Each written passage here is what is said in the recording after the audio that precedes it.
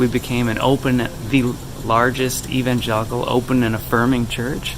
And from there, we really made a lot of shifts, and all of a sudden, I think we were something like a progressive Christian church. I don't know what we ended up, a not church or some sort of interfaith spiritual goulash.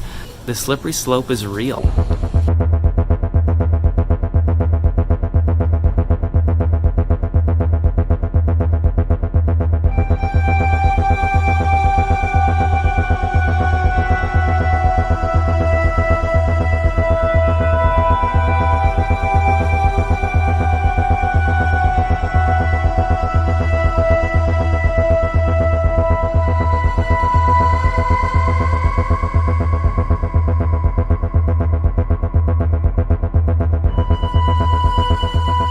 When I think back of the many iterations of what Eastlake has been, I mean, you think about any point in time. At one point, you could have called us a tiny fledgling church plant, and then we were a purpose-driven church health award winner in 2006, and we were one of Outreach Magazine's fastest-growing churches in America, and we were a multi-site evangelical megachurch, and we were a hologram church. That didn't work.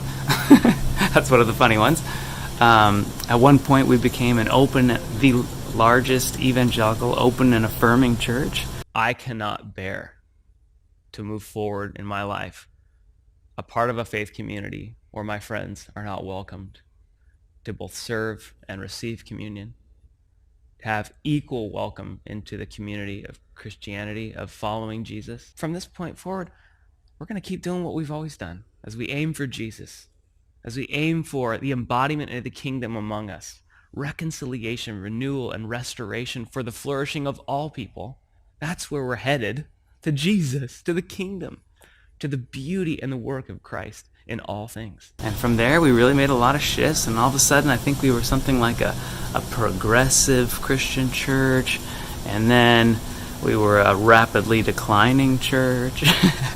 And I don't know what we ended up, a not church or some sort of interfaith spiritual goulash. It's been wild. And when I think back through all of that, I'm just amazed. But I also learned that the slippery slope is real. And I don't mean that in a negative sense. I know that phrase is used negatively, but sometime if I write a book, I may have a chapter called My Fantastic Ride Down the Slippery Slope, because it's true, it's been wild, and it's certainly come with pain, but as I look back on it now, I realize that what I thought was losing my faith was actually losing my faith tradition, but my faith itself was growing beyond the boundaries of that faith tradition. I didn't lose my faith, I lost my fear. Love expanded beyond these sort of narrow confines and moved me into freedom. I might say I once was found, but now I'm free. And it's been so beautiful to go through that experience.